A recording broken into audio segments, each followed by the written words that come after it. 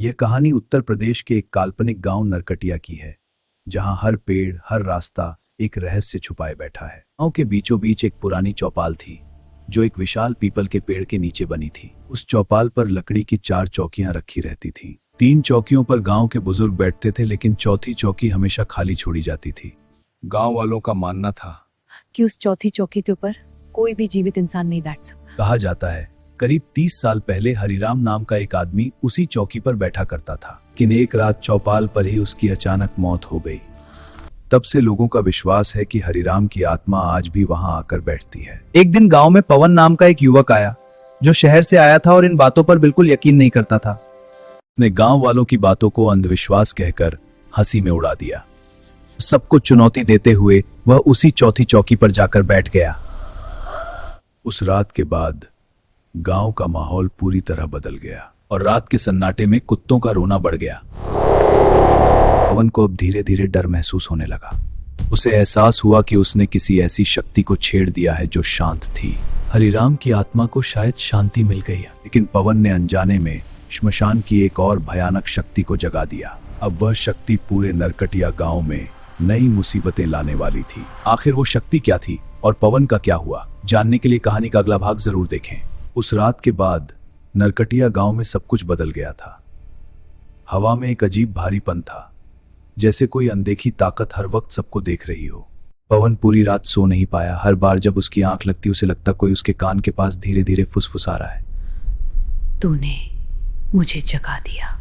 यह आवाज इतनी धीमी थी, लेकिन इतनी डरावनी कि पवन का खून जम गया। अगली सुबह गांव में पहली अजीब घटना हुई। गांव के एक घर में बिना वजह आग लग गई। उन्हें इसे संयोग समझा, लेकिन यह तो बस शुरुआत थी। डर लगता है कुछ बड़ा होने वाला है। रात होते ही चौपाल के पास से गुजरने वाले लोग गायब होने लगे। कुछ लोग वापस आए, लेकिन बदले हुए, खामोश और डरे हुए। भागकर गांव के सबसे बुजुर्ग इस्माइल मियां के पास गया। इस्माइल मियां, मदद कीजिए। शांत हो जाओ बेटा, बताओ क्या हुआ। इस्माइल मियां ने उसकी आंखों में देखते हुए कहा, तूने सिर्फ चौकी पर बैठकर गलती नहीं की, तूने एक बंद दरवाजा। उन्होंने बताया, वो चौथी चौकी सिर्फ हरिराम की नहीं थी, वो एक सीमा थी इस दुनिया और दूसरी दुनिया के बीच। जो शक्ति जागी थी वो हरिराम नहीं, बल्कि श्मशान में भटकने वाली एक प्राचीन क्रूर आत्मा थी। ये प्राचीन क्रूर आत्मा अब पूरी तरह जाग चुकी थी और उसकी भूख कभी खत्म नहीं होती। गांव में डर फैल चुका था। कोई भी रात के बाद घर से बाहर निकलने की हिम्मत नहीं करता था, लेकिन पवन ने तय किया कि वो अपनी गलती को ठीक करेगा, चाहे कुछ भी हो जाए। आधी रात को वह अकेला चौपाल की ओर बढ़ा, जहां से यह सब शुरू हुआ था।